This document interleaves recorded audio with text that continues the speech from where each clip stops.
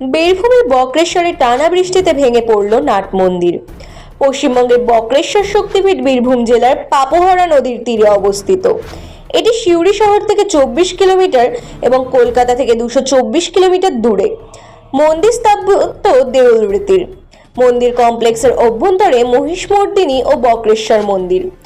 প্রাক্তন প্রাচীন দেবীর প্রাচীন চিত্রকর্মগুলি ভারতের প্রত্নতাত্ত্বিক জরিপ দ্বারা সুরক্ষিত।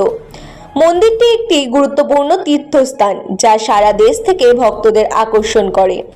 মন্দিরের প্রধান দেবতা হলেন ভগবান শিব, যাকে একটি শিবলিঙ্গ দ্বারা প্রতিনিধিত্ব করা হয়। মন্দির কমপ্লেক্সে অন্যান্য দেবতাদেরও বাসস্থান রয়েছে, যা একটি সামগ্রিক আধ্যাত্মিক অভিজ্ঞতা প্রদান করে। ভারত জুড়ে আধ্যাত্মিক ভ্রমণে ভক্তদের কাছে, বিশেষ করে যারা এই অঞ্চলের অসংখ্য শিব মন্দির পরিদর্শন করেন, তাদের কাছে মন্দিরটি একটি জনপ্রিয় গন্তব্য।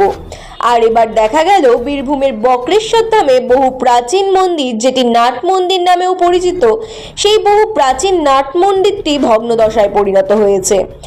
জরাজীর্ণ সেই নাট মন্দিরটি টানা বৃষ্টিতে ভেঙে পড়ে।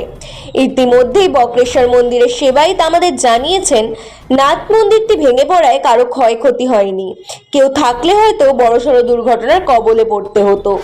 ব্যুরো রিপোর্ট, শহর বার্তা।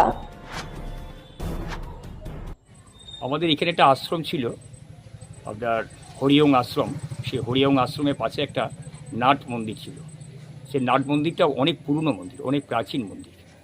তো এটা দীর্ঘদিন ধরে তো বৃষ্টি হচ্ছে, তো সেই আপনার 3 মাস ধরে টানা বৃষ্টি চলছে। সেই বৃষ্টির জন্য কালকে ওটা পুরো নাট মন্দিরটাই ধসে পড়ে গেছে। ভেতরে সাইকেল টাইকেল দু একজনের ছিল, সেগুলো সব চাপা পড়ে আছে ভেতরেই। তবে সেরকম কোনো মানুষের কোনো ক্ষয়ক্ষতির কোনো খবর নেই। সেই সময় যদি কোনো কেউ ওখানে থাকতো, তাহলে একটা বিপজ্জনক ঘটনা ঘটতে পারত। ঈশ্বরেরই আশীর্বাদ বা কৃষ্ণ বাবার আশীর্বাদে কারো কোনো ক্ষতি হয়নি। তবে দু একটা সাইকেল ফাইকেল হয়তো ভেতরে পড়ে আছে। অনেক পুরনো নাট মন্দির তো সেই জন্য কালকে ধসে পড়ে গেছে বৃষ্টির জন্য, কালকে সন্ধ্যাবেলায়, গতকাল সন্ধ্যাবেলায়।